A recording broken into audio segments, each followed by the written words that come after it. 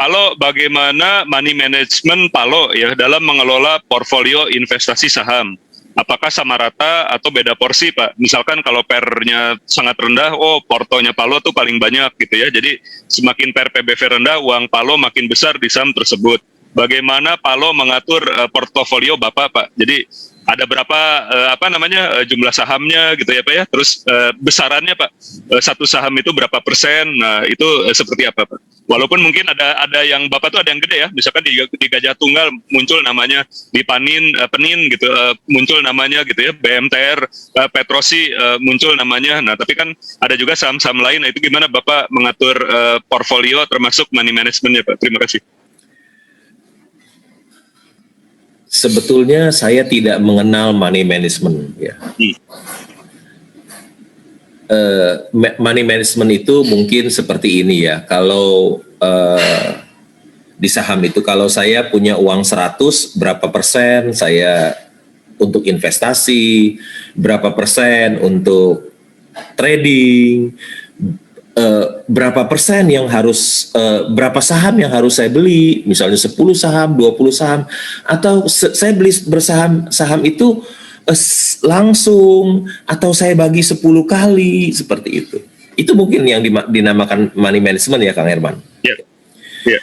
Kalau menurut saya, kalau orang yang menggunakan money management adalah orang yang tidak tahu apa yang dia lakukan. Ya. Kalau dia tidak tahu apa yang dia lakukan, dia menggunakan metode money management. Karena dia tidak tahu apa yang dia lakukan. Ya, dia mau beli saham berapa persen, ya. Tapi kalau orang yang tahu apa yang dia lakukan, membuat dia money management tidak berlaku buat dia. Ya. Sekarang saya tanya, ketika di bursa ada Mercy yang dijual harga Avanza, ya. Apa you hanya beli 10% dari uang kita? Enggak, Pak. Borong. Udah beli banyak, Pak. Ya.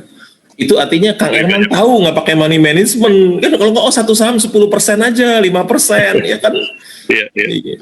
Itu kan orang yang tahu money management kan nggak boleh borong. Kang Herman harus 5% atau 10% satu saham, dan belinya juga nggak boleh sekaligus, harus dicicil 10 kali gitu ya. Itu artinya orang itu tidak tahu apa yang dia beli. Kalau seseorang tahu, dia menemukan Mercy yang dijual di harga Avanza. Mercy dijual harga Avanza itu di dunia nyata tidak ada, ya. Itu hanya ada di Bursa Efek Indonesia, di bursa saham.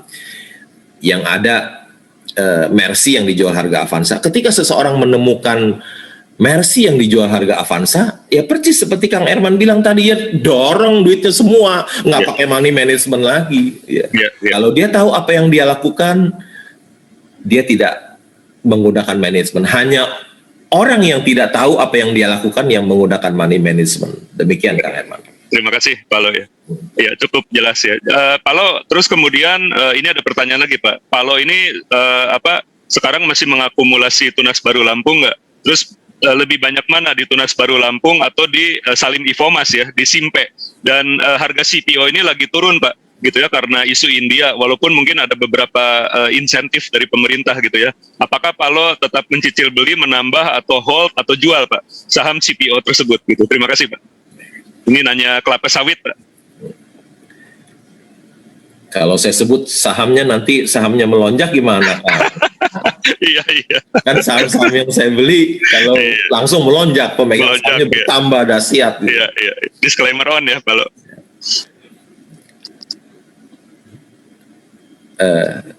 Kalau saya membeli saham yang saya beli kan adalah Mercy yang dijual harga Avanza.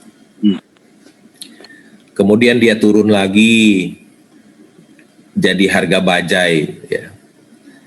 Masa saya jual Kang? Ya. Saya beli Mercy nih, harga Avanza saya beli. Terus dia turun jadi harga Bajai kan, turun lagi. Iya. Makin dibeli. Masa saya cut loss? Harusnya apa? Beli tambah banyak dong. Tambah banyak. Dan kita berpikir positif. Enak ya jadi seorang investor saham. Masa saya nggak pernah minta diskon, dikasih diskon loh. Iya. Saya nggak minta diskon. Dikasih diskon ya saya beli lebih banyak. Saya jual Kang ya. Atau seperti gini. saya beli Mercy harga Avanza. Tiba-tiba ada orang yang datang ke rumah saya. Misalnya saya beli Avanza harga 200 juta. Tiba-tiba ada orang datang ke rumah saya, Pak, Avanza saya beli 100 juta mau nggak? Terus saya jual, masa? Nggak mungkin kan? Iya. Kalau dia turun ke 100 juta, ya kita harus berpikir positif. Investor saham enak loh. Kenapa? Saya nggak minta diskon, dikasih diskon. Ya saya beli lagi lebih banyak. Masa jual, ya kan? Biasanya orang yang teknikal itu yang jual. Ya.